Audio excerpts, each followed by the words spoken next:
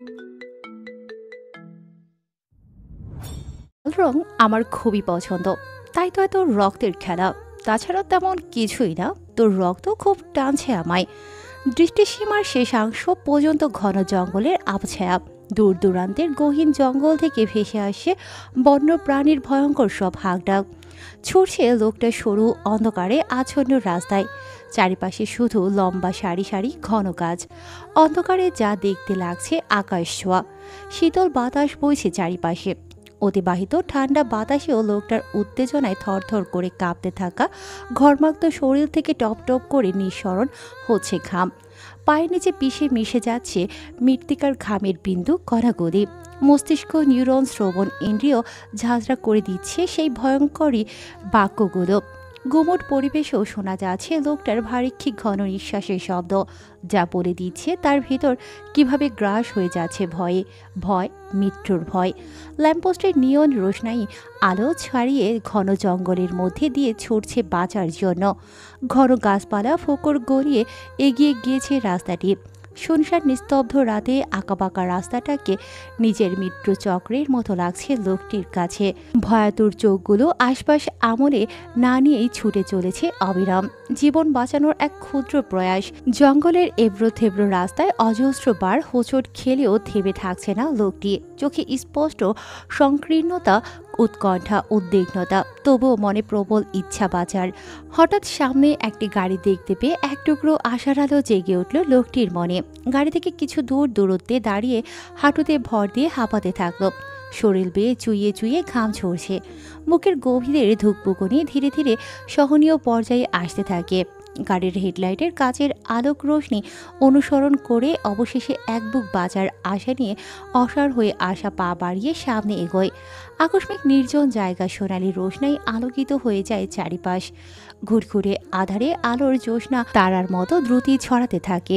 জঙ্গলের ভেতর থেকে সারি সারি কালো মার্সিডিজ বেরিয়ে আসে, ব্লক করে ফেলে লোকটিকে। মুহূর্তেই বদলে যায় জায়গাটির দৃশ্যপট।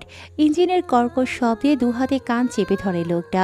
শীত দ্বারা বেয়ে সরু তরল গড়িয়ে পড়ে লোকটির। অপ্রত্যাশিতভাবে হাত পা সজোরে কাঁপতে থাকে। সংকীর্ণ হয়ে থাকা ভয় কাতরে চোখ গিয়ে ঠেকেছে সামনের গাড়ির অদূরে। অনবরত শুকনো ঢোক গিলতে থাকলো। শরীর ধীরে ধীরে ছেড়ে দিচ্ছে তার ধারণ ক্ষমতা।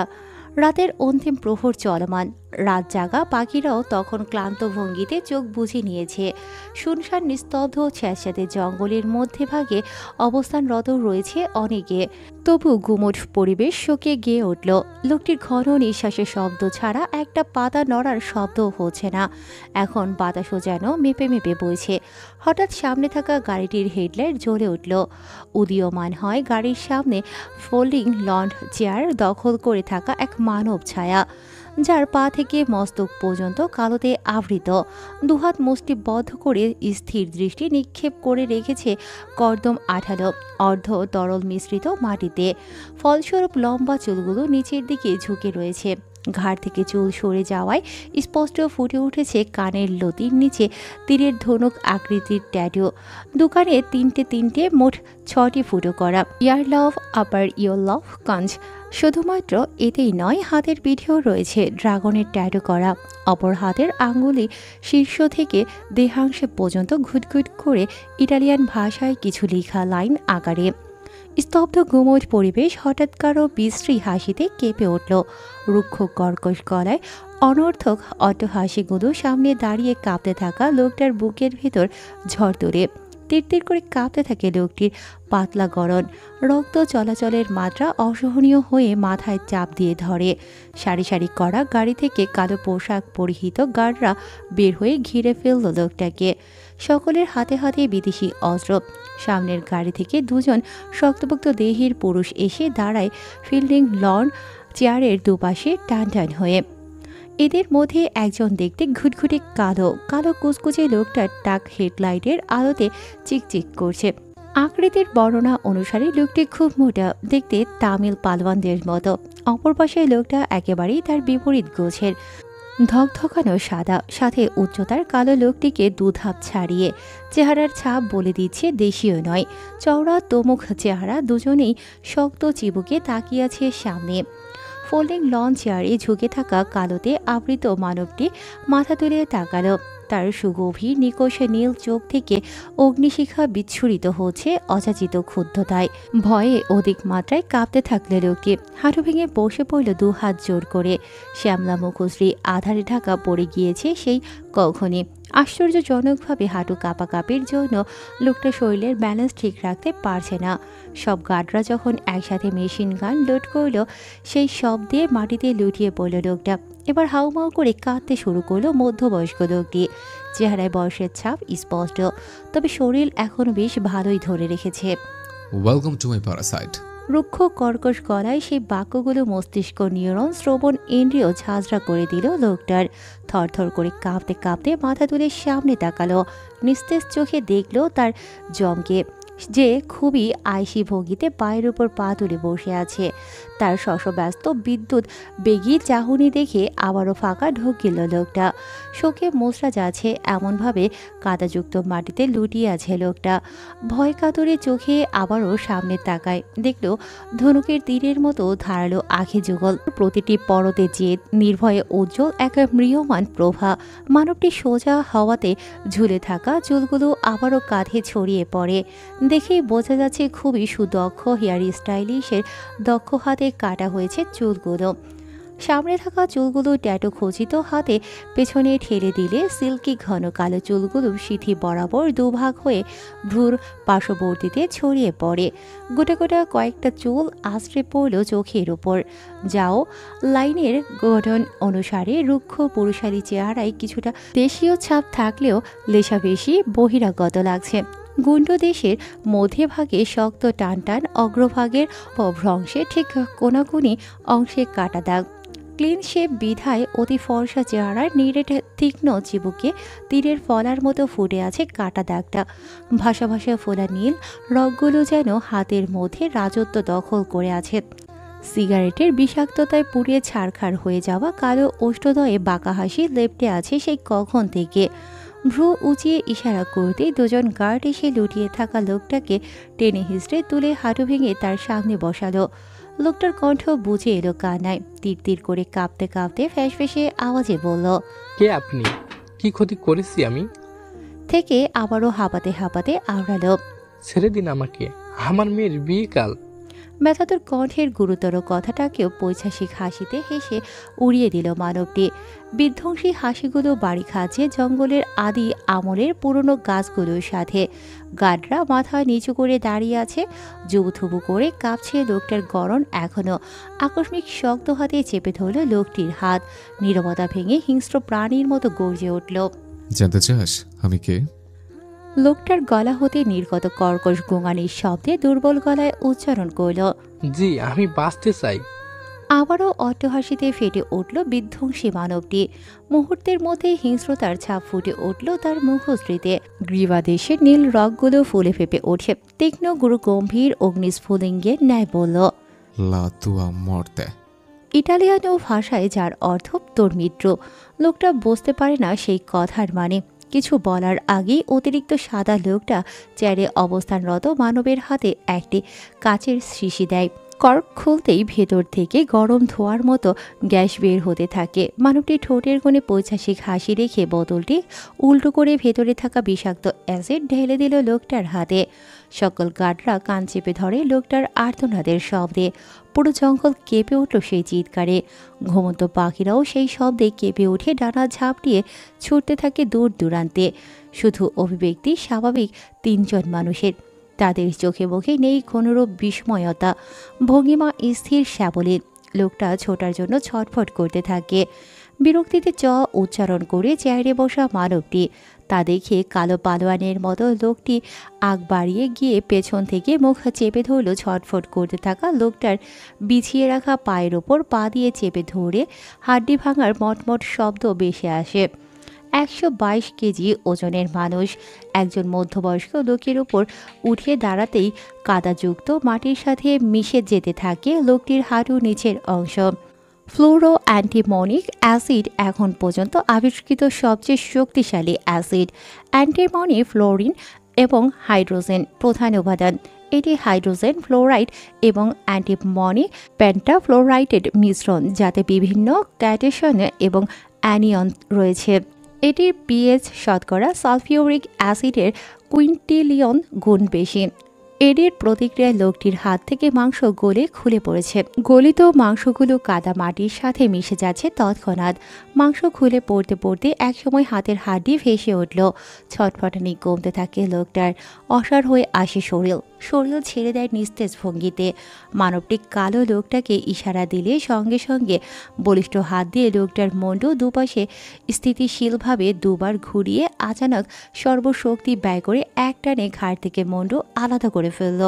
নিমিষেই দেহ থেকে পরাণ পাখি উড়াল দেয় দূর আকাশে। ছটফটানোর সুযোগও পায়নি লোকটি।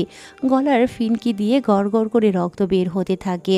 তাজা লাল তরল উষ্ণ রং দিয়ে ছিটকে পড়ল পৈশাচিক আত্মার মানবটির মুখে। ফর্সা অবয়ব রক্তের অতলে ঢাকা পড়ে গেল। সাদা লম্বাটে লোকটা টিস্যু এগিয়ে দিলে কুটিল হাতে টিস্যুটি নিয়ে মুখের রক্ত মুছে নিল মানবটি।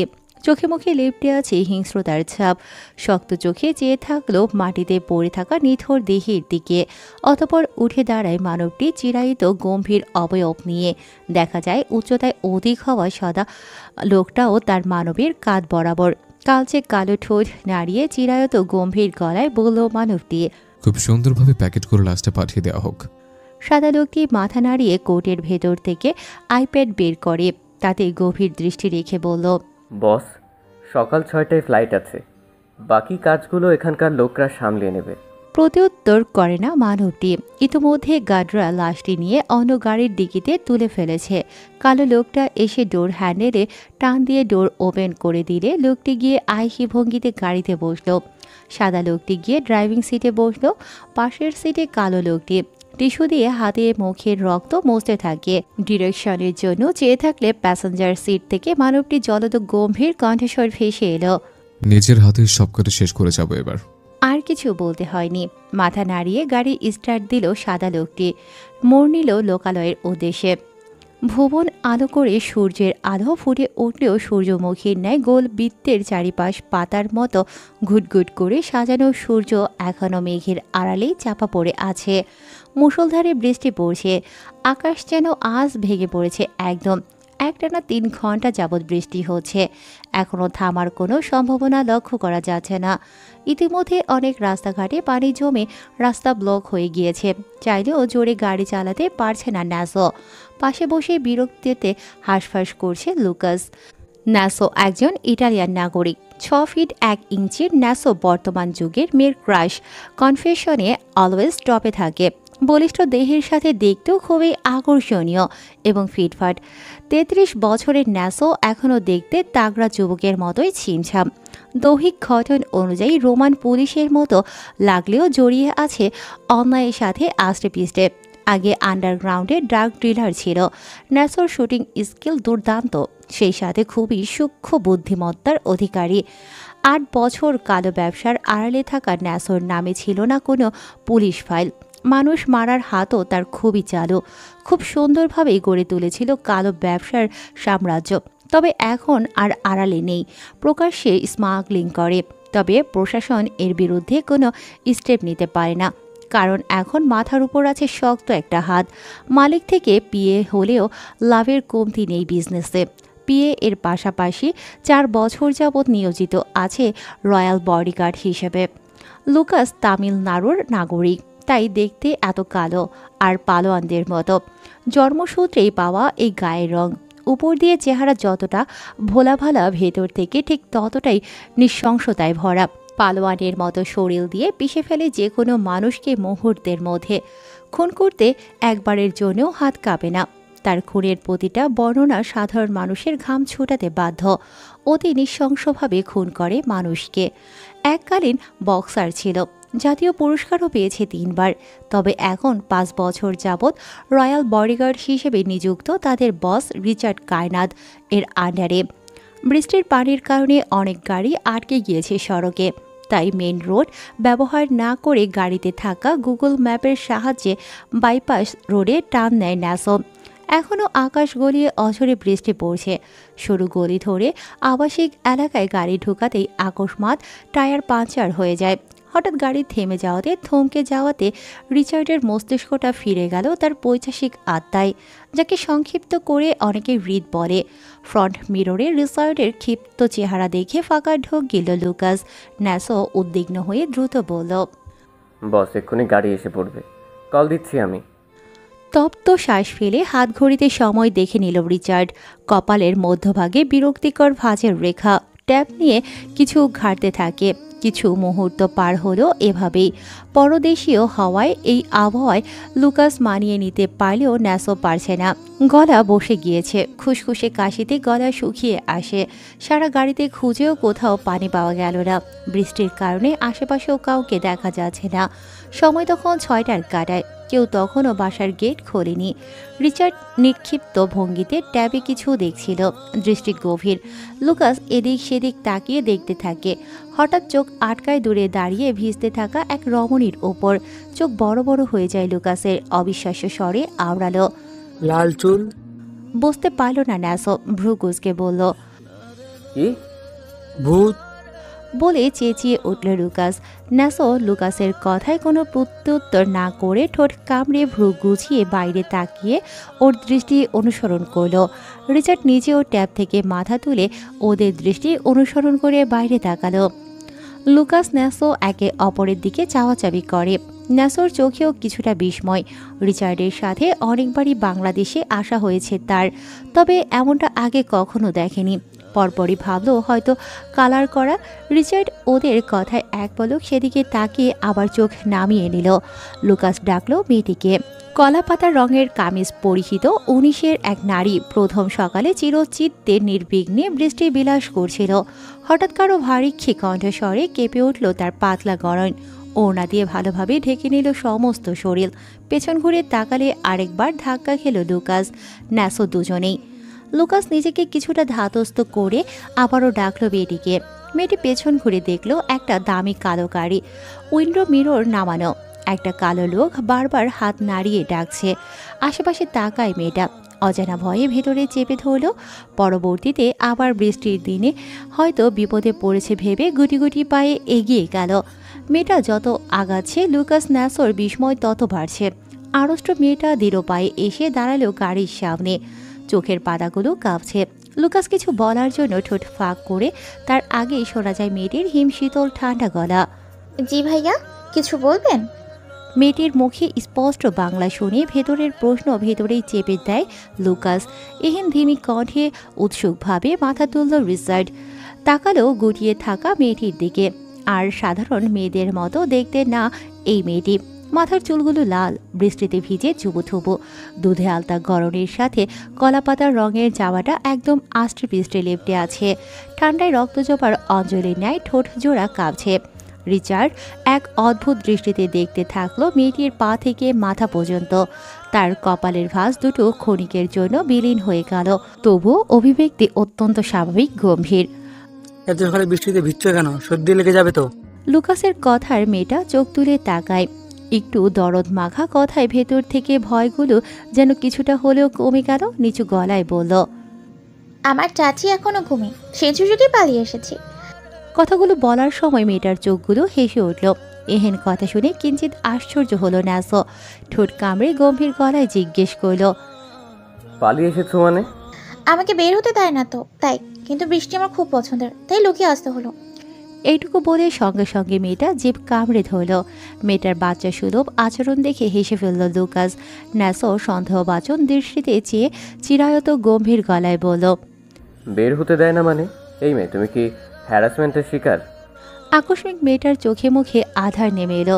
ঘন ঘন দুপাশে মাথা নাড়িয়ে বলল, না না, তেমন কিছু না ভাইয়া। নাম কি তোমার?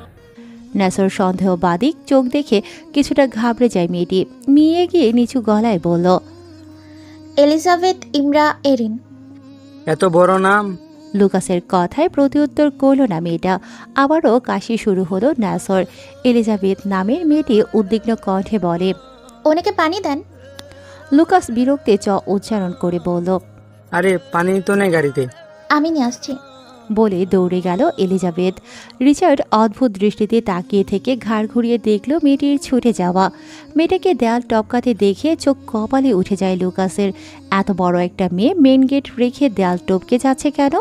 কিছু মুহূর্তের মধ্যেই মেয়েটিকে নিয়ে নানান কৌতূহল জেগে উঠল গাড়িতে অবস্থানরত 3 মানবের মনে। কয়েক মিনিটের মাথায় এলিজাবেথ আবারও দেয়াল টপকে ফিরে আসে, হাতে পানির বোতল। গাড়ির সামনে এসে হাঁপাতে থাকলো। ন্যাসো পানি খেয়ে নিজেকে স্বাভাবিক করল। সাহায্যের বিনিময় হিসেবে ন্যাসো মানিব্যাগ থেকে 1000 টাকার নোট বের করে দিলে মেয়েটার চেহারার রং বদলে যায় সঙ্গে সঙ্গে। পানির বোতল না নিয়ে দ্রুত চলে যায়। জল ফাঁক হয়ে যায় লুকাসের এইটুকু মেয়ের এত আত্মসম্মান বোধ দেখে, অথচ একটু আগেও কিভাবে বাচ্চাদের মতো আচরণ করছিল। কিছু মুহূর্ত পরই একজন গার্ড গাড়ি নিয়ে হাজির। তারা নতুন গাড়িতে গিয়ে বসলো। ন্যাসো গাড়ি চালাতে চালাতে বলল, মেয়েটার নামের মতোই অদ্ভুত চালচলন। ঠিক, কত কঠিন নাম। বাঙালি মেয়ে একটা সহজ নাম দিলেই তো হতো, তাই না? আজব, আমি কিভাবে নাম দিব? দুজনেরই তেষ্টা নজরে একে অপরের দিকে চাওয়াচাওয়ি করল কৌতূহল বশত, তবে কোনো শব্দ করল না। রিচার্ড এক দৃষ্টিতে জানালার বাইরে তাকিয়ে আছে। দুজনের কেউই বুঝতে পারল না হঠাৎ রিচার্ডের রেড নাম বলার পেছনের কারণ কি। আমাদের ঘুমের সুযোগ নিয়ে নষ্টামি করতে গিয়েছিলি সকাল সকাল, না? বলে আর একটা থাপ্পড় বসালো সবিতা বেগম। এবার ছিটকে গিয়ে ফ্লোরে পড়ল এলিজাবেথ। ভেজা চোখে চাচির দিকে তাকায় এলিজাবেথ। ইভরাত এলিজাবেথের চাচাতো বোন। সোফায় বসে মিটিমিটি হাসতে হাসতে দেখতে থাকে এলিজাবেথের করুণ হালাত। চাচাতো ভাই শিহাব হামিদ দিতে দিতে রুম থেকে বেরিয়ে এলো। নিচে পড়ার কারণে এলিজাবেথের বুক থেকে ওনা সরে গিয়েছে। শিহাবের কুৎসিত চাহনি দেখে তড়িঘড়ি করে নিজেকে ঢেকে নেয় এলিজাবেথ। সবিতা বেগম এলিজাবেথের চুলের মুঠি ধরে টেনে তুলল ওকে। ইকবাল সাহেব এসে ছাড়িয়ে নেয় এলিজাবেথকে। চোখ গরম করে তাকালেন স্ত্রীর দিকে। মারছো কেন? সকাল সকালই অশান্তি না করলে দিন শুরু হয় না তোমার, না? চেঁচিয়ে উঠল সবিতা বেগম। একদম চোখ রাঙিয়ে কথা বলবে না। নিজের আদরের ভাগ্নি যে কি করে সেই খবর রাখো। কি করেছে এলিজাবেথ? নষ্টামি করতে গিয়েছে সকাল সকাল। মুখ সামনে কথা বল সবিতা। নিজের ভাগ্নিকে জিজ্ঞেস করো সকাল সকাল কেন গোসল করেছে। কোন নাগরের কাছে গিয়েছিল আমার ফ্রিজ থেকে পানির বোতল নিয়ে? হতভম্ব হয়ে গেল ইকবাল সাহেব। লজ্জায় ডুকরে কেঁদে উঠল এলিজাবেথ। গালে আঙুলের ছাপ স্পষ্ট। ইকবাল সাহেব কিছু বলতে যাবে তখনই শোনা যায় বাইরে অনেকগুলো গাড়ির হর্নের শব্দ। সবিতা বেগম এলিজাবেথের দিকে চোখ গরম করে তাকিয়ে মাথা নাড়াতেই দৌড়ে ভেতরে চলে যায় এলিজাবেথ। শিহাব দেখতে গেল কে এসেছে। সদর দরজার কাছে গিয়ে দেখতে পেল গেটের সামনে সারি সারি করে 5টা মার্সিডিজ দাঁড় করানো। গাড়ির ভেতর থেকে কালো পোশাক পরিহিত দলে দলে লোক বেরিয়ে আসে। সকলের হাতে অস্ত্র। হতবাক হয়ে সে। গার্ডরা বের হয়ে দুপাশে সারি হয়ে দাঁড়িয়ে মাঝখানের রাস্তা তৈরি করে দিল। লুকাস ডোর খুলে দিলে ভেতর থেকে রিচার্ড বেরিয়ে আসে। পা থেকে মাথা পর্যন্ত পুরো কালোতে আবৃত। বুকের সামনে কালো শার্টের 2টি বোতাম খোলা। ফলস্বরূপ সুবিস্তৃত শক্তপোক্ত সুঠম বুক উদীয়মান। গার্ডদের সারি হয়ে তৈরি করা রাস্তার মধ্যে দিয়ে হেঁটে সরাসরি এসে দাঁড়ায় ইকবাল সাহেবের সামনে।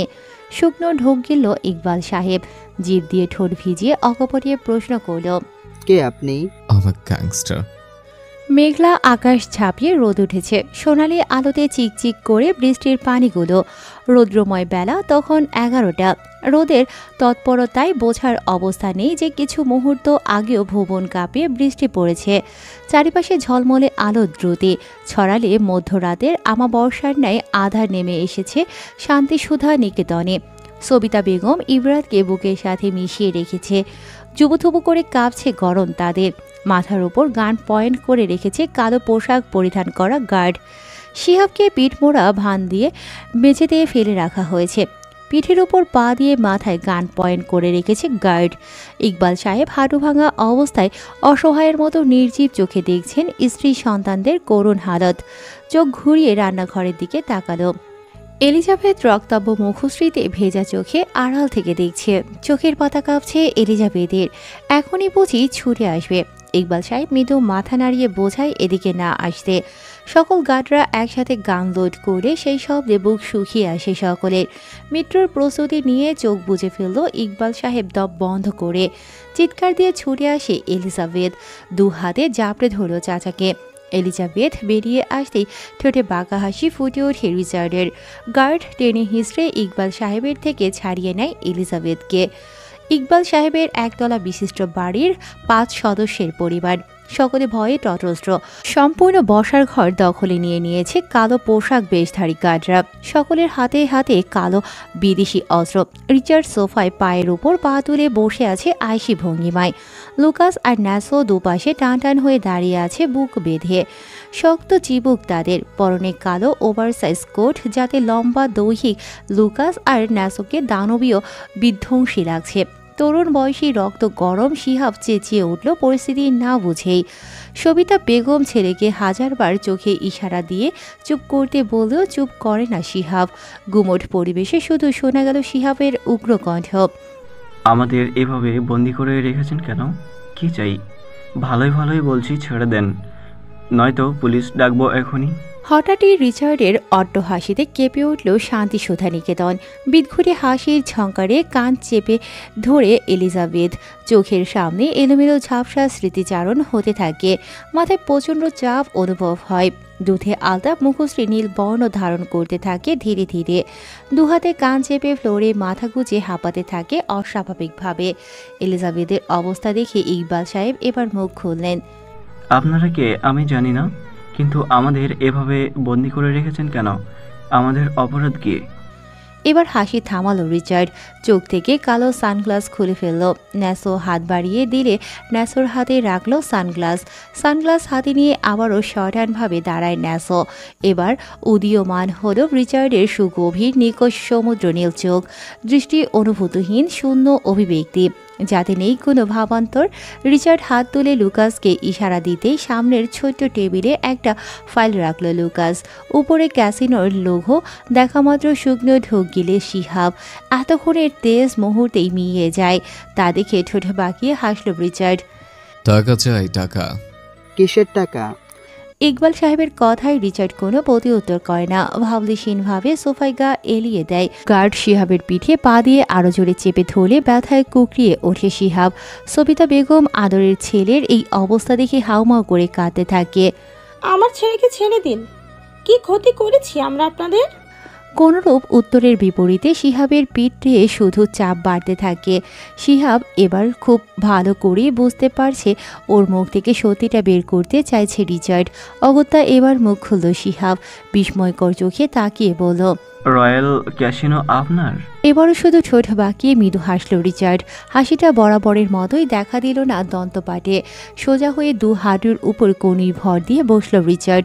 দৃষ্টি সরাসরি নিক্ষেপ করল শিহাবের ভয়াতুর চোখে। তীক্ষ্ণ চেহারার নীল চোখের সেই চিরাচরিত চাহনি তীরের ফলার মতো বিঁধে শিহাবের বুকে। রিচার্ডের তামুকের মধ্যে টান টান অগ্রভাগের অপভ্রংশের কোনাকুনি কাটা দাগ ধারালো ছুরির মতো চকচক করছে।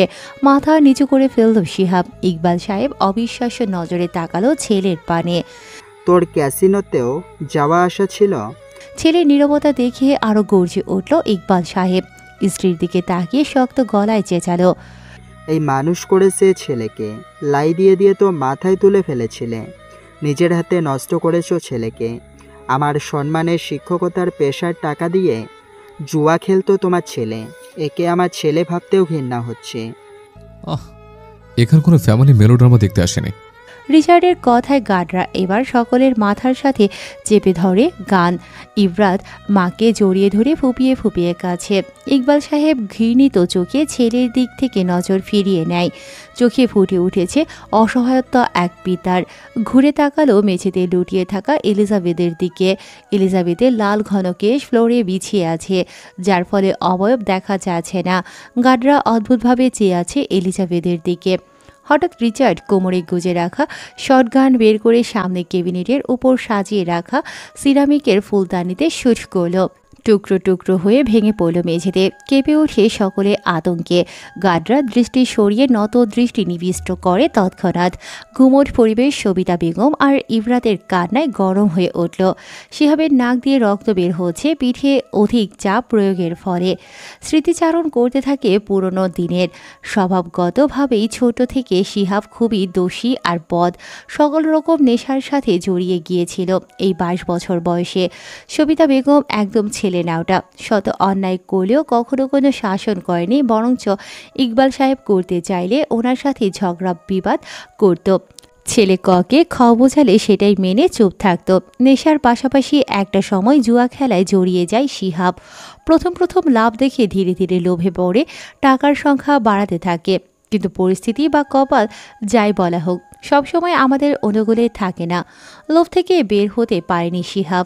এমন করতে করতে একসময় অনেক টাকা ঋণ হয়ে যায় ক্যাসিনো ম্যানেজারের কাছে। 3 মাস যাবৎ শুধু সময় চেয়ে আসে পরিশোধ করে দেবে বলে। তখনও জানত না ক্যাসিনোর মালিককে, কিন্তু এমনটা হবে তা কল্পনাও করেনি শিহাব। এদের নীরবতায় এবার বিরক্ত হয় রিচার্ড। বেশি কথা বলা এবং সময় ব্যয় করা দুটো জিনিসে খুবই স্ট্রিক্ট রিচার্ড। হিংস্রতার টানাপোড়েনে ধামাচাপা পড়ে যাওয়া অমানবিক মস্তিষ্কে এসব কান্না নেকা কান্না ছাড়া কিছুই মনে হয় না। রাগে কপালের পাশের রগগুলো ফুলে ফেপে উঠেছে। হিংস্র প্রাণীর মতো গর্জে উঠল রিচার্ড। আর একটা সাউন্ড হলে এক্ষুনি মাটি চাপা দিয়ে দেবো সবগুলোকে। সবিতা বেগম 2 হাতে মুখ চেপে ধরল মেয়ের।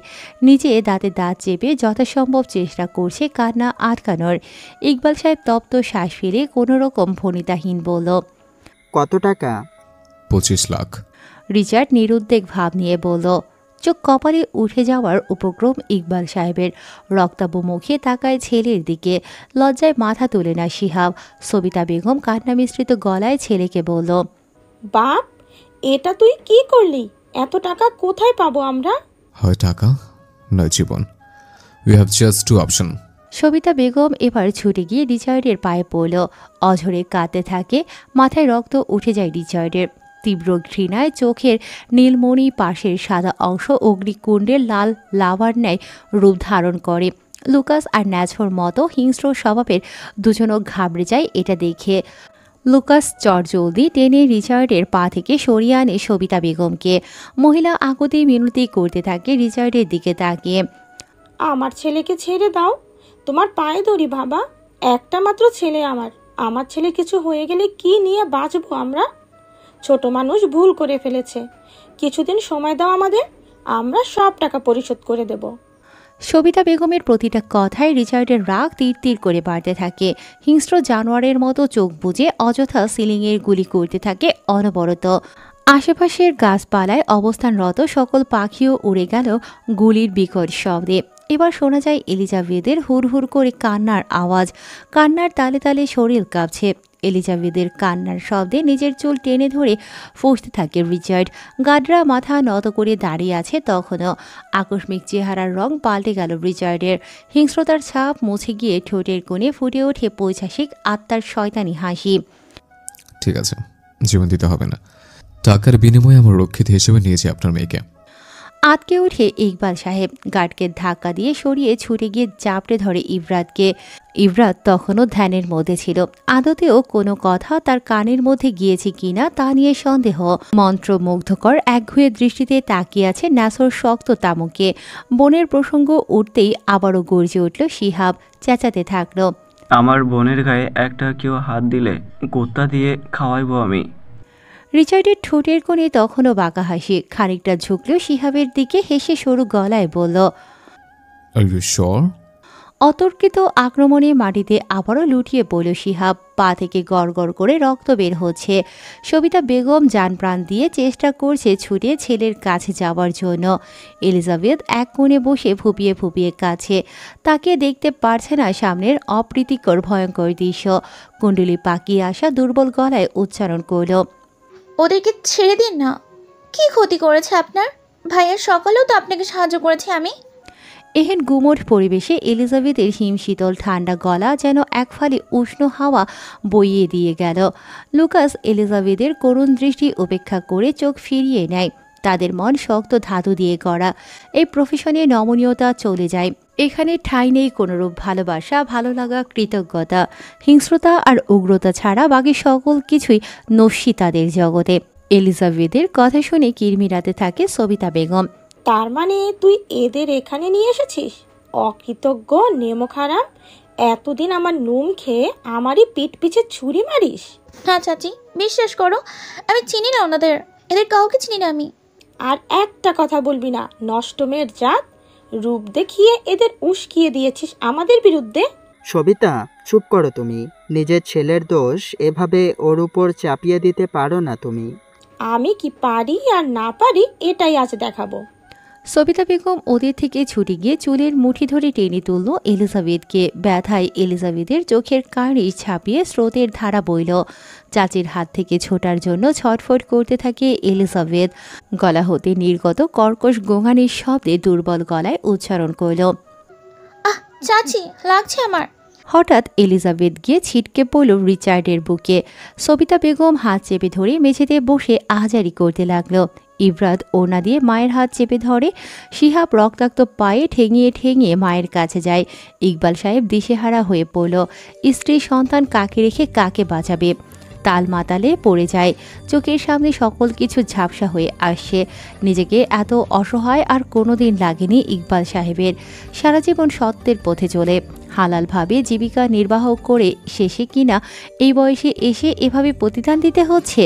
রিচার্ডের কপালের রগগুলো ফুলে ফেপে উঠেছে। দু চোখে দাউ দাউ করছে আগুনের লেলিহান। বলিষ্ঠ হাতে এলিজাবেথকে নিজের বক্ষপটে চেপে ধরে রেখেছে, অপর হাতে কান। সবিতা বেগমের রক্ত এসে ছিটকে পড়েছে রিচার্ডের নাকে মুখে। টপ টপ করে রক্তে ফোঁটা পড়তে থাকে গাল বেয়ে বেয়ে। উষ্ণ রক্তের ফোঁটা মাথায় পড়তেই ঘোর থেকে বেরিয়ে এলিজাবেথ কাপা কাপা হাতে মাথায় হাত রাখল এলিজাবেথ। হাতে রক্ত দেখতে পেয়ে সর্বাঙ্গ শিউরে উঠল। তাকালো নিজের কাঁধে চেপে ধরা রিচার্ডের হাত। সঙ্গে সঙ্গে ঘৃণায় মুখ ফিরিয়ে নেয় এলিজাবেথ। ছোটার জন্য বন্দি পাখির মতো ছটফট করতে থাকে। না পেরে ডুকরে কেঁদে উঠল। কণ্ঠ বুঝে এলো কান্নায়, অস্পষ্ট আওয়াজে আওড়ায়, ছেড়ে দিন আমাকে প্লিজ। আমার চাচি আর ভাইয়াকে হসপিটাল নিতে হবে। They need treatment right now. Lucas আর ন্যাসহো দুজনেই বিস্ময়ে হতভম্ব হয়ে গেল।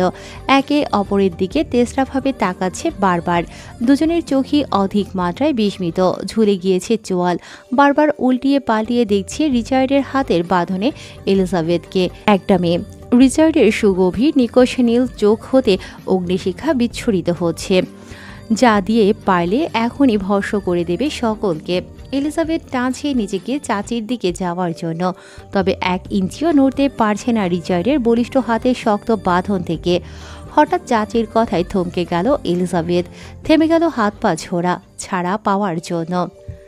আপনার রক্ষিতা চাই তো? ওকে নিয়ে যান।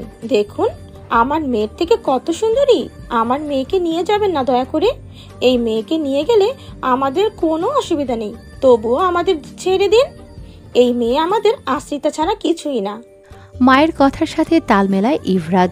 হ্যাঁ, নিয়ে যান ওকে, ও আমার বোন না। এসব কি বলছো তোমরা? এলিজাবেথ আমার দায়িত্ব। কিছু মুহূর্তের জন্য দম আটকে আসে ইকবাল সাহেবের। চোখ তুলে তাকায় এলিজাবেথের অবিস্মরণীয় চোখে। ইকবাল সাহেবের চোখ থেকে দুফোঁটা পানি গড়িয়ে পড়ল। এলিজাবেথের মস্তিষ্ক, নিউরন, শ্রবণ ইন্দ্রিয় ঝাঁঝরা করে দিয়েছে চাচি আর বোনের বলা কথাগুলো। এতটা কঠোরতা হয়তো আশা করেনি তাদের কাছ থেকে। পায়ের নিচ থেকে যেন মাটি সরে গেল এলিজাবেথের। নিস্তেজ চোখে তাকিয়ে দেখল চাচার অসহায়ত্বতা। অনুভব করতে পারছে চাচার ভেতরে ভেঙে দুমড়ে মুচড়ে যাওয়া টুকরো কাচের শব্দ। স্বার্থপরের মতো আমি পারবো এভাবে এলিজাবেথকে ধ্বংসের মুখে ঠেলে দিতে? রহস্যজনকভাবে বাবার কথার সাথে তাল মেলালো শিহাব। পায়ের ব্যথা চেপে রেখে দাঁতের দাঁত চেপে দুর্বল গলায় বলল, হ্যাঁ হ্যাঁ বাবা, ঠিক বলেছ। রিচার্ড চিবিয়ে চিবিয়ে বলল, তো তোর বোনকে দে। ইভরাতকে আরো শক্ত করে বুকের সাথে মিশিয়ে নিল সবিতা বেগম। ভয়ে মায়ের বুকের ভেতর মাথা গুজে ইভরাত। সবিতা বেগম এলিজাবেথের দিকে তাকিয়ে ক্ষীণ আওয়াজে বলল, মারে, ও তো তোর ছোট বোন। এভাবে আমার ইবরাতের জীবনটা নষ্ট হতে দিস না। এত বছর তোকে খাইয়ে পরিয়ে রেখেছি, একটু কৃতজ্ঞতা স্বীকার কর। আমি তোর পায়ে ধরি মা, আমার মেয়েটাকে বাঁচা। চোখের পানি গালেই শুকিয়ে গিয়েছে এলিজাবেথের। আর কান্না আসছে না ভেতর থেকে। নিজেকে অনুভূতিহীন শূন্য লাগছে। এলিজাবেথ নির্জীব চোখে এক পলক তাকালো চাচার দিকে। ইকবাল সাহেব দুপাশে মাথা নেড়ে এলিজাবেথকে না করছে। ফিসলে হাসলো এলিজাবেথ। পরপর তাকালো চাচির দিকে, তাকালো ভয়ে গুটিয়ে যাওয়া ইভরাতের দিকে। দেখলো চাচি কিভাবে আশা নিয়ে চেয়ে আছে এলিজাবেথের দিকে। চোখ বলে দিচ্ছে, এলিজাবেথ রাজি হয়ে যা, আমার মেয়ের জীবন বাঁচিয়ে দে। তুই তো আরো 8 বছর আগেই মেয়ে গেছিস, এবার একেবারেই মরে যা। আমি রাজি। রক্ষিতা মানে কি আদৌ জানে না এলিজাবেথ, নাকি শুধু রাজি হয়ে কৃতজ্ঞতা প্রকাশ করলো চাচির কাছে এত বছর খাইয়ে পরিয়ে রাখার জন্য, যেটা চাচির ভাষায় কৃতজ্ঞতা প্রকাশ করা। রিচার্ডের চওড়া তামুকে ফুটে উঠল বিজয়ের নিঃশংস হাসি। একজন গার্ডের দিকে তাকিয়ে ঘাড় বাঁকিয়ে কিছু ইশারা করলে গার্ড একটা ফাইল এনে রাখলো টেবিলের ওপর। রিচার্ড কোট থেকে কলম বের করে এগিয়ে দিল এলিজাবেথের দিকে। এলিজাবেথ তখনও পর্যন্ত দেখেনি তার মালিককে, যে তাকে 25 লাখ টাকার বিনিময়ে কিনে নিল রক্ষিতা হিসেবে। আজ থেকে কেনা গোলাম হয়ে গেল এলিজাবেথ, চাকরানি থেকে দাসী। ফাইলে কি লেখা তা না দেখি এলিজাবেথ কলম হাতে নেয়। ইকবাল সাহেব ছুটে যেতে চাইলেও ভাতিজির কাছে। গার্ডরা আটকে দিল ইকবাল সাহেবকে। ভদ্রলোক গলা ফাটিয়ে চেঁচাতে থাকে, এলিজাবেথ না, না মা, এমনটা করিস না। তোর চাচির কথায় এভাবে নিজের জীবনটা ধ্বংস করে দিস না। নিজেকে নিজে ফেস করতে পারবো না আমি। আমার ভাইয়ের অস্তিত্ব এভাবে আমি মুছে দিতে পারবো না। আমাকে এভাবে হারিয়ে দিস না মা। ইকবাল সাহেবের অজস্র আকুতি মিনতি উপেক্ষা করে পেপারে সাইন করে দিল এলিজাবেথ। সাইন করার সাথে সাথে এলিজাবেথের হাত থেকে কলমটা পড়ে গেল। এতক্ষণ আটকে রাখা দম একসাথে ছাড়ল, ঠোঁট কামড়ে কেঁদে ফেলল। সবিতা বেগমের ঠোঁটে ফুটে উঠল প্রশান্তিময় হাসির অস্পষ্ট ঝলকানি। শিহাব দত্ত শ্বাস ফেলে মাথা নুইয়ে। ইকবাল সাহেব এলিজাবেথকে বারবার ডাকতে থাকে, কিন্তু সাড়া দেয় না এলিজাবেথ। হাঁটু গেড়ে মেঝেতে বসে টেবিলে মাথা ঠেকিয়ে অঝরে কাঁদতে থাকে। রিচার্ড একটানে পেপারটা নিয়ে ফোল্ড করে ওভারকোটের ভেতরে ওয়েস্টার্ন কোটের পকেটে রেখে দেয়। লুকাস ন্যাসও ছোট ছোট চোখ করে তাকিয়ে আছে। তারা কেউই জানত না এই পেপারের ব্যাপারে। পরবর্তীতে রিচার্ডের কথা শুনে তাদের কপালের ভাঁজ বিলীন হয়ে স্বাভাবিক হলো দুজনেরই। 25 লাখ টাকার বিনিময়ে কিনে নিলাম এই মেয়েকে আমার সারা জীবনের রক্ষিত হিসেবে। ডিল ডান, হিসাব ক্লিয়ার বলে একটানে এলিজাবেথকে পুরুষালী রুক্ষ টান টান কাঁধে তুলে নিল, আর এক মুহূর্ত দেরি না করে গমগমে পায়ে বেরিয়ে গেল তৎক্ষণাৎ। লুকাসের চোখ কোঠর থেকে বেরিয়ে আসবে এবার। ন্যাসো খুবই গম্ভীর লোক, খুব সহজেই কোনো কিছু তাকে বিচলিত করে না। রিচার্ডের পিছু পিছু গেল তারা। ইকবাল সাহেব গলা ফাটিয়ে চেঁচাতে থাকে পেছন থেকে। গার্ডের কাছ থেকে ছোটার জন্য আপ্রাণ চেষ্টা করতে লাগলো। এলিজাবেথ দৃষ্টি সীমানার বাইরে চলে যেতে ব্যর্থ পিতার ন্যায় নিচে বসে ডুকরে কেঁদে উঠল ইকবাল সাহেব। গাড়ি চলছে হাইওয়ে ধরে, উদ্দেশ্য রিচার্ডের বাগান বাড়ি। প্রতি বছর একবারই দেশে আসে রিচার্ড, আর তখন এই বাগান বাড়িতে ওঠে। এলিজাবেথ কাঠের বোতলের মতো জড়সড় হয়ে বসে আছে, এক দৃষ্টিতে বাইরে তাকিয়ে আছে। সেকেন্ডের ব্যবধানে ওদের গাড়ি এগিয়ে চলেছে একের পর এক গাড়িগুলোকে ছাড়িয়ে। বাইরে তাকিয়ে থাকলেও কিছুই দৃষ্টিগোচর হচ্ছে না এলিজাবেথের। জীবনের কঠিন হিসাব মেলাতে ব্যস্ত সে। আজ থেকে কারোর রক্ষিতা সে। নতুন জীবন, নতুন সূচনা, যেই জীবনের জন্য এক কাপড়ে বেরিয়ে এসেছে সে। আচ্ছা, কেমনভাবে গ্রহণ করবে এলিজাবেথ সেই জীবনটাকে, বা সেই জীবন কিভাবে ওয়েলকাম জানাবে তাকে নতুন জীবনের সূচনায়? এলিজাবেথ কি আদৌ বুঝতে পারছে রক্ষিতা শব্দের মানে কি, না এখনও ঘোরের মধ্যে পড়ে আছে? ন্যাসো একটু পরপর ফ্রন্ট মিরর দিয়ে দেখছে রিচার্ডকে, যে ট্যাবে খুবই মনোযোগ দিয়ে কিছু দেখছে। ন্যাসো পরপর দেখলেও পাশে বসে থাকা একটা প্রাণহীন দেহকে, যা নিস্তব্ধতায় ছেয়ে গেছে। এখানে থেকেও যেন এখানে নেই। কোনো এক গহীনি জঙ্গলে হারিয়ে গিয়েছে সেই ছটফটে সত্তাটি, যা সকালেও ছিল। তারা দেখেছে, তবে কারোরই সাহস নেই রিচার্ডের কাছে প্রশ্ন করার। হঠাৎ কি এত জরুরি তলব ছিল যে 25 মিনিটের মধ্যে মেয়েটির সব ডিটেলস বের করে একদম রক্ষিতা বানিয়ে নিয়ে আসতে হলো, যেই মানুষটা নিজের বাসায় একজন ফিমেল মেডও রাখে না। গাড়ি গিয়ে থামলো বাগান বাড়ির সামনে। চটজলদি দারোয়ান দৌড়ে এসে গেট খুলে দিল। রিচার্ডের আগমন দেখতে পাওয়া মাত্র সকল গার্ডদের চেহারার রং বদলে যায়। ভয়ে ততস্ত্র হয়ে গেল সকলে। এটা বাগান বাড়ি হলেও আদতেও এটা কোনো দিক দিয়ে বাগান বাড়ি ক্যাটাগরিতে পড়ে না। অদ্ভুতভাবে ডিজাইন করা এই আবাসস্থলটি, নেই কোনো উজ্জ্বল রঙের ছোঁয়া বা কোনো গাছগাছালি। বাংলো বাড়ির মতো ডুপ্লেক্স বাড়ির সামনে শুধু একটা সুইমিং পুল, তাছাড়া আর কিছুই নেই। প্রধান ফটকের সামনে সারি সারি করে কালো 4টে গাড়ি রাখা। অস্ত্র হাতে গার্ডরা চারিদিকে ঘুরঘুর করছে মাছির মতো। সকলের পা থেকে মাথা পর্যন্ত কালো পোশাক, একই সাথে চোখে কালো সানগ্লাস। দেয়ালের উপর দিয়েও কাঁটাতার দেয়া 4 ফুট উঁচু করে। দৃষ্টি সীমানার ভেতর আর কোনো বাড়ি নেই। লম্বা লম্বা ঘন ঝড় জঙ্গল ছাড়া কিছুই দেখা যাচ্ছে না আশেপাশে। লোকালয় থেকে অনেকটা দূরে এই বাগান বাড়ি। ঘন জঙ্গল পেরিয়ে আসতে হয় এখানে। জঙ্গল থেকে ভয়ানক প্রাণীদের অদ্ভুতরে আওয়াজ ভেসে আসে। কেমন গা ছমছমে একটা পরিবেশ। গাড়ি সরাসরি গিয়ে থামলো মেন এন্ট্রেন্সের সামনে। দ্রুত লুকাস নেমে দৌড় খুলে দিল। এলিজাবেথ তখনও ধ্যানমগ্ন ছিল। হঠাৎ শক্ত হাতের টান অনুভব করলে হতচেতন হয়ে ফিরল। রিচার্ড হ্যাসকা টানে এলিজাবেথকে আবারও কাঁধে তুলে নিল। সুবিস্তৃত শক্তপোক্ত সুঠম বলিষ্ঠ দেহের অধিকারী রিচার্ডের এক হাতে যথেষ্ট এলিজাবেথের নরম তুলতুলে তনু বহন করার জন্য। রিচার্ড এক হাতে এলিজাবেথের কোমর পেঁচিয়ে ধরে পা বাড়িয়ে অগ্রসর হয় ভেতরে যাওয়ার উদ্দেশ্যে। প্রতিটা লম্বা কদমে কদমে পরনের ওভারসাইজ কোটের মধ্যে সংঘর্ষণ সৃষ্টি হয়ে শব্দ তৈরি করেছে। রিচার্ডের শরীর থেকে আসা পারফিউমের ডার্ক স্মেল এলিজাবেথের কাছে এই মুহূর্তে পৃথিবীর সব থেকে জঘন্য ঘ্রাণ লাগছে। ধীরে ধীরে বুকের ভিতর শুকিয়ে আসে, অজানা ভয় চেপে ধরে ভিতর। রিচার্ডের প্রতিটা কদমে কদমে বাড়ছে এলিজাবেথের ভয়। খামচে ধরে রিচার্ডের কোট, ভেতরে কামড়ে ধরেছে সংকীর্ণতা। হাত পা অসাড় হতে থাকে। হ্যাঁ, এলিজাবেথ ভয় পাচ্ছে। এবার কি হতে চলেছে এলিজাবেথের সাথে? বাগান বাড়িটা বাইরে থেকে যতটা অদ্ভুত, ভেতর থেকে ঠিক ততটাই ভয়ঙ্কর। পুরো বাড়িটাই কালো রঙে মোড়ানো।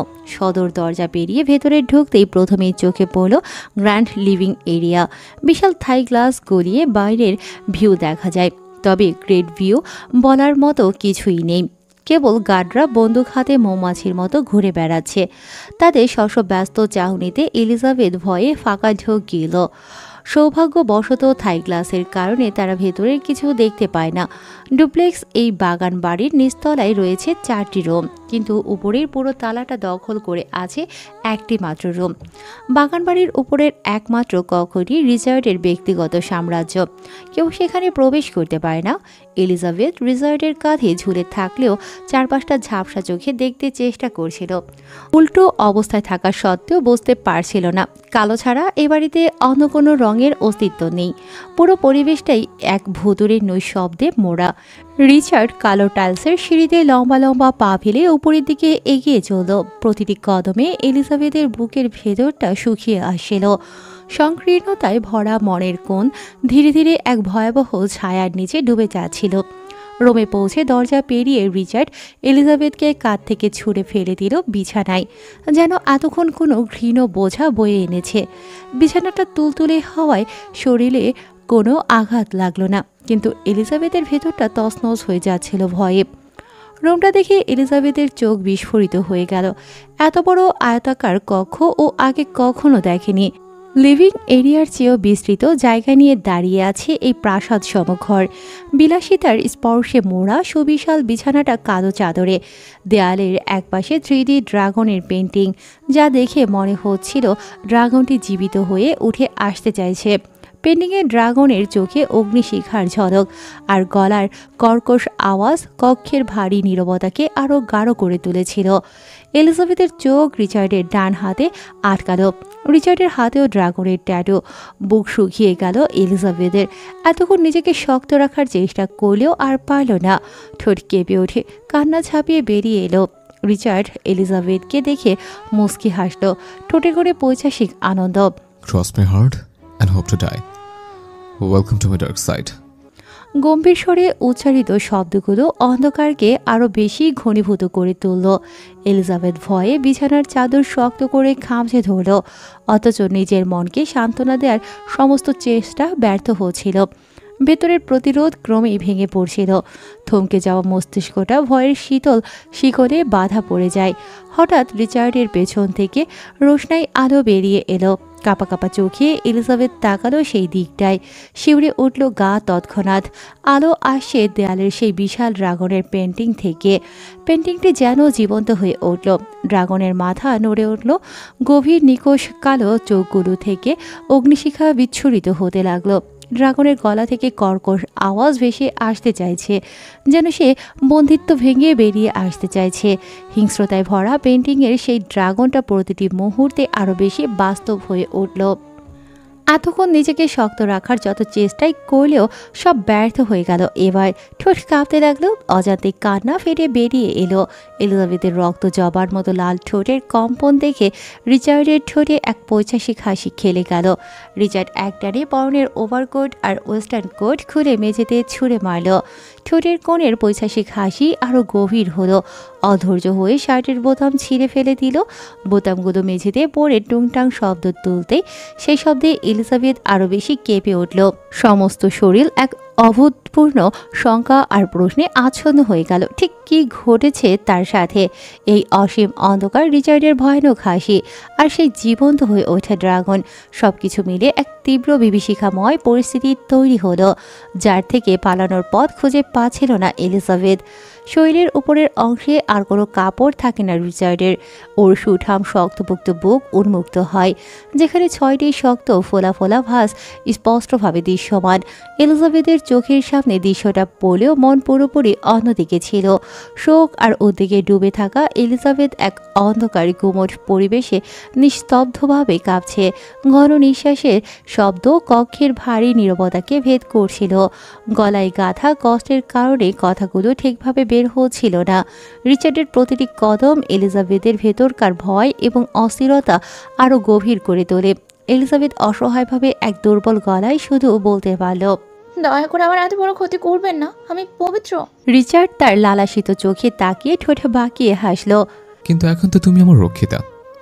এলিজাবেথ কাঁপা কাঁপা গলায় বলে উঠল, আমাকে যেই কাজ করতে বললেন আমি সেটাই করব, কিন্তু দয়া করে আমার ইচ্ছাতে হাত দিবেন না, মরে যাব আমি। রিচার্ড ঠান্ডা গলায় উত্তর দিল, নিজের ইচ্ছে এসছো। রিচার্ডের ভারী গলার কথাগুলো তীরের ফলার মতো এলিজাবেথের বুকে বিঁধে গেল। সে নিজেই তো এখানে এসেছিল নিজের ইচ্ছায়। চিন্তা এলিজাবেথের মনকে আরও বিষিয়ে তুলল। তখন কি তবে চাচি এই ধ্বংস থেকে বাঁচানোর কথা বলেছিল ইব্রাতকে? কিভাবে সে এক নারীর ইজ্জত বাঁচাতে গিয়ে নিজের সম্মানকে কলঙ্কের মুখে এনে ফেলল? বুকের ভেতর থেকে কান্না আর্তনাদ হয়ে বেরিয়ে এলো এলিজাবেথের। এলিজাবেথ জানত না কিভাবে এই আজাবের মোকাবেলা কিভাবে করবে। যখন সে নিজের স্বেচ্ছায় পা এই আগুনে ঠেলেছে, রিচার্ড বেডে হাঁটু গেড়ে ঝুঁকে এলিজাবেথের দিকে এগিয়ে গেল। অন্ধকারে এলিজাবেথ তখনও রিচার্ডের মুখ দেখেনি। এলিজাবেথ পিছিয়ে যায় নিজেকে রক্ষা করার জন্য, কিন্তু রিচার্ডের হাত থেকে মুক্তি পাওয়া ছিল অসম্ভব। সে বাঁকা হেসে এক টান দিয়ে এলিজাবেথকে নিজের কাছে নিয়ে আসলো। পুরুষালিক গুরু গম্ভীর হাসকি কণ্ঠে শব্দ উঠে এলো, Just be my lady. Richard ঝাঁপিয়ে পড়ল এলিজাবেথের ওপর। তার নিষ্ঠুর লালসা কোনো বাধাই মানল না। এলিজাবেথের বুক ফাটানো কান্না, চিৎকার কোনোটাই রিচার্ডের কান পর্যন্ত পৌঁছালো না। সমস্ত শক্তি দিয়ে নিজেকে রক্ষার চেষ্টা করেও ব্যর্থ হলো। এক মুহূর্তে এলিজাবেথ হারিয়ে ফেলল তার জীবনের সবচেয়ে মূল্যবান জিনিস, তার পবিত্রতা। একজন নারীর ইজ্জত, যা তার গৌরবের প্রতীক, সেই অলঙ্কারে দাগ লেগে গেল। এলিজাবেথের প্রতিটি আর্তনাদ ঘরের প্রতিটি দেয়ালে ধাক্কা খেয়ে ফিরে এলো, কিন্তু সেই হিংস্র হৃদয় এতে বিগলিত হলো না। নেতিয়ে পড়া এলিজাবেথের শরীর আর কোনো প্রতিরোধ করতে পারল না। ওর শরীর অবশ, মন ভেঙে চুরমার, চোখ দিয়ে শুধু নোনা জল গড়িয়ে পড়ল। এলিজাবেথ অনুভব করল এই ঘরে কেবল ওর দেহ ছিল। ওর আত্মা বহু দূরে পালিয়ে গেছে, যেখানে এই দুঃস্বপ্ন আর তাকে ছুঁতে পারবে না। বিষাক্ত অমানবিক এক রাত শেষে অবশেষে সূর্যের আলো ঢুকল ঘরে, কিন্তু সেই আলোতে কোনো আশার রেশ ছিল না, বরং তা উদ্ঘাটন করল গত রাতের ভয়ঙ্কর দুঃস্বপ্নের ধ্বংসাবশেষ। রিচার্ডের হাত থেকে ঘটে যাওয়া বর্বর অত্যাচারের ভার সইতে না পেরে শেষ রাতে জ্ঞান হারিয়েছিল এলিজাবেথ। 30 বছরে ক্ষুধার্ত বাঘের মতো হিংস্র রিচার্ডের লালসার শিকার হয়েছিল এলিজাবেথ। ফোনের রিংটনে ধীরে ধীরে ঘুম ভাঙল রিচার্ডের। শেষ রাতে অনেক দিন পর শান্তির ঘুম ঘুমিয়েছিল। মাথা ভারী, চোখে ক্লান্তির রেশ। ফোন হাতড়ে বের করে দেখতে পেল ন্যাসোর নাম্বার। কল ইতিমধ্যেই কেটে গেছে। রিচার্ডকে একাধিকবার কল করার নিয়ম নেই, তাই পরপরই একটি টেক্সট আসে, তাড়াতাড়ি নিচে যাওয়ার বার্তা। মেসেজ পড়ে রিচার্ড উঠে বসতে গেল, কিন্তু হঠাৎই টের পেল তার হাতের উপর ভারী কিছু। কপালে ভাঁজ পড়ল। রিচার্ড কমফোর্টার সরিয়ে দেখতে পেল এলিজাবেথ তার হাতে ঢলে পড়ে আছে জ্ঞানহীন। রিচার্ডের বিশাল দেহের সঙ্গে পিঁপড়ার মতো ছোট দেখাচ্ছে এলিজাবেথকে। ঘুমের মধ্যে পুরোপুরি রিচার্ডের বুকে লেপ্টে ছিল এলিজাবেথ। এই অবস্থায় এলিজাবেথকে আড়াল করা যাবে সহজেই, যেন দু হাত বাড়ালেই ঢাকা পড়ে যাবে মেয়েটি। কিছুক্ষণ তাকিয়ে রইল রিচার্ড এলিজাবেথের দিকে অদ্ভুতভাবে। স্নিগ্ধ চেহারায় এখন ক্লান্তি আর যন্ত্রণা, গালে শুকিয়ে যাওয়া জল, কালচে দাগ, গলায় ও গলার নিচে ছড়িয়ে থাকা রক্ত জমাটের চিহ্ন, সবকিছু এক ভয়াবহ দৃশ্যের আভাস। তবু রিচার্ডের মনে এক ফোঁটাও মায়া জন্মায় না। বিরক্তি ভরে লেপ্টে থাকা এলিজাবেথকে ধাক্কা দিয়ে দূরে সরিয়ে দিল। অতঃপর কোমরে তাওয়াল পেঁচিয়ে নির্লিপ্ত ভঙ্গিতে উঠে ওয়াশরুমে চলে যায়। ওয়াশরুমের মিররের সামনে দাঁড়িয়ে নিজের প্রতিচ্ছবি এক দৃষ্টিতে দেখতে থাকে রিচার্ড। পিঠ আর কাঁধ ঘুরিয়ে ঘুরিয়ে দেখল অসংখ্য নখের আঁচড়ের দাগ, যা রাতের বুনো তাণ্ডবের সাক্ষ্য বহন করছে। কিছুক্ষণ চুপচাপ দাঁড়িয়ে থেকে নিজের ভেতরের অন্ধকারকে মুখোমুখি করল রিচার্ড। প্যাসেটের দুপাশে হাত রেখে আয়নায় তাকিয়ে থাকল। কিছু মুহূর্তের মধ্যেই চোখের রং বদলে লালচে হয়ে উঠে ক্রোধের আগুনে জ্বলে উঠল। দাঁতে দাঁত পিষে চোয়াল শক্ত করে রিচার্ড নিজের প্রতিচ্ছবিকে দমন করতে চাইল। এক মুহূর্তের সব ধৈর্য ভেঙে যায়। রিচার্ড হঠাৎ এক ঘুষি মেরে চুরমার করে দেয় মিররটি। কাঁচ ভেঙে মেঝেতে ছড়িয়ে পড়ে, হাত থেকে রক্ত গড়িয়ে নামে ফোঁটা ফোঁটা। রক্ত ঝরতে থাকে, কিন্তু রিচার্ডের চোখে কোনো অনুশোচনা নেই। রিচার্ডের জন্য শুধু রক্ত একটি সত্য। তাদের দিন শুরু হয় রক্ত ঝরানোর মাধ্যমে, আর রাত শেষ হয় সেই রক্ত মুছে। একেবারে রেডি হয়ে নিচে নামে রিচার্ড। লুকাস ন্যাসো অপেক্ষা করছিল লিভিং রুমে তার জন্য। সকাল সকালে রিচার্ডের ভেজা চুল দেখে তাদের চোখ সপ্তম আকাশে। তেষ্টা নজরে দেখল একজন আরেকজনকে। টিভিতে নিউজ চলছিল। ব্রেকিং নিউজ, তথ্যমন্ত্রী আনিসুল হকের ব্যক্তিগত সরকারের পিএ লাশ পাওয়া যায় আজ সকালে। যদিও লাশটি পাওয়া গেলেও মাথাটি এখনও নিখোঁজ। একটি কালো কফিনে ফুল দিয়ে সাজানো লাশ সরাসরি তথ্যমন্ত্রীর বাসভবনে পাঠানো হয়েছে। পাশাপাশি গতকাল রাতে দীর্ঘ 6 বছর পর স্নাতক ডিগ্রি অর্জন শেষে দেশে ফিরেছিলেন তথ্যমন্ত্রীর একমাত্র ছেলে সালমান হক। তবে মা বাবার সান্নিধ্যে আর ফেরা হয়নি সালমানের। বিমানবন্দর থেকে সালমানকে গতকাল রাতে অপহরণ করা হয়। ছেলের অপহরণের খবর শুনে হার্ট অ্যাটাকে আক্রান্ত হয় আনিসুল হকের স্ত্রী। বর্তমানে তিনি আইসিইউতে চিকিৎসাধীন। ধারণা করা হচ্ছে এটি একটি রাজনৈতিক প্রতিহিংসা থেকে পরিকল্পিতভাবে করা হয়েছে। কেসটির তদন্তের দায়িত্ব দেওয়া হয়েছে সিআইডি অফিসার প্রেম আহসানের নেতৃত্বাধীন 4 সদস্যের একটি বিশেষ দলকে। আইন শৃঙ্খলা বাহিনী দ্রুতই অপরাধীদের শনাক্ত করার ব্যাপারে আশাবাদী। কড়া ফ্লেভারের ব্ল্যাক কফিতে চুমুক বসিয়ে রাজকীয় ভঙ্গিতে সোফায় পায়ের উপর পা তুলে বসে নিউজটি দেখল রিচার্ড। অপোজিটে লুকাস আর ন্যাসো বসা। তাদেরও ঠোঁটের কোণেও রিচার্ডের মতো বাঁকা হাসি। লুকাস নিষ্পিস করছে কিছু বলার জন্য, তা লক্ষ্য করল রিচার্ড। ওই দিদে কোয়ালকোসা, কিছু বলতে চাও? শুকনো ঢোক গিলে মাথা তুলল লুকাস। বস, বাংলা এখন খুব ভালো বলতে পারি। নিচের ঠোঁট উপরের ঠোঁট ঠেলে উঁচিয়ে ভ্রু নাচাতে নাচাতে ন্যাসোর দিকে তাকিয়ে বলল রিচার্ড। ন্যাসো ইজ এ গুড ট্রেনার। স্মিত হেসে মাথা নিচু করে ফেলল ন্যাসো। লুকাস তখনও হাত চুলকাচ্ছে। রিচার্ড আবারও বলল, কি বলতে চাও? গলা খাকারি দিয়ে নিল লুকাস। ভনিতাহীন বলল, বস, ওই মেয়েটাকে কি পাচার করে দিবেন? না মানে মেয়েটা কিন্তু আগুন সুন্দরী, দাম আসবে খুব। মেয়েটার সব কিছুই কেমন অদ্ভুত। ন্যাসোর কথায় চোখ বুজে মৃদু উপর নিচ মাথা ঝাঁকালো রিচার্ড। বলছি কি বস, মেয়েটাকে রেখে দিলে হয় না? না মানে চেহারাটা খুব মায়াবী, তাই আর কি। লুকাস, তোমার সম্ভবত রিটায়ার নেওয়ার সময় হয়ে গিয়েছে। এই প্রফেশনে মায়ে পড়লে চলে না। রিচার্ডের নিরেট ঠান্ডা গলায় চুপসে যায় লুকাস। সঙ্গে সঙ্গে বলল, সরি বস। ফিমেল মেয়েদের অ্যারেঞ্জ করতে বলেছিলাম, করা হয়েছে? উপর নিচ মাথা নাড়ায় ন্যাসো। জি বস। অ্যাক্সেসরিজ অল ডান বস। আজ থেকে ভিতরে মেল গার্ডদের আসা নিষেধ। বাইরে সিকিউরিটি আরো বাড়িয়ে দেওয়া হোক। বলে উঠে দাঁড়ায় রিচার্ড। কাল থেকে প্রতি পদে পদে অবাক হচ্ছেন ন্যাসো, লুকাস। তবে ভিতরের কথা বাইরে আনা দুঃসাহস তাদের নেই। নিশ্চুপ পিছু পিছু যেতে থাকলো রিচার্ডের। ন্যাসো ড্রাইভিং সিটে বসে জিজ্ঞেস করল, বস কোথায় যাবেন?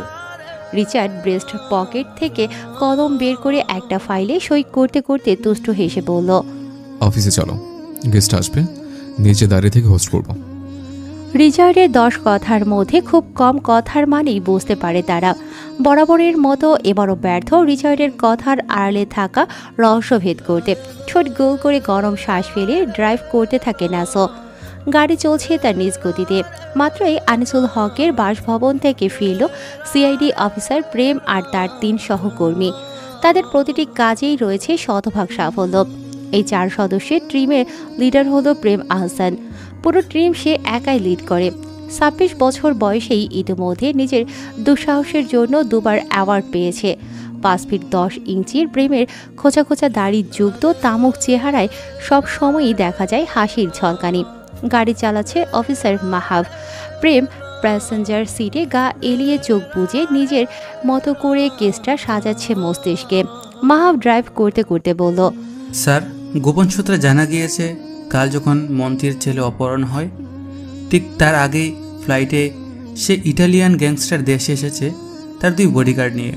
চোখ খুলে সোজা হয়ে বসে প্রেম, কপালে ভাঁজ, দৃষ্টি গভীর, বলল, গ্যাংস্টার রিদ কায়নাত? জি স্যার, রিচার্ড ওরফে রিদ কায়নাত প্রতি বছরে একবার দেশে আসে। এই গ্যাংস্টার তাও 2 দিনের জন্য। তখন কারো না কারোর লাশ পাওয়া যায়।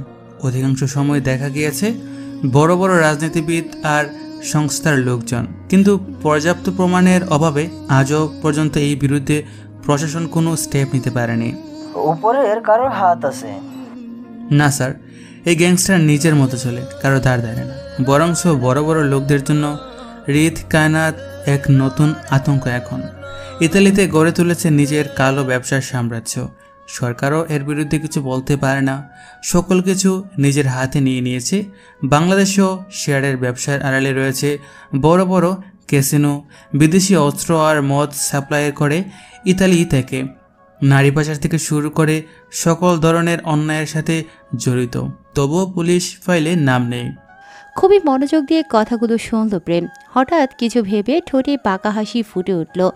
উষ্ট্রপুরে রহস্যময় হাসি বজায় রেখেই বলল, একবার ধর্ষণ নেওয়া যায় সাহসী গ্যাংস্টারের।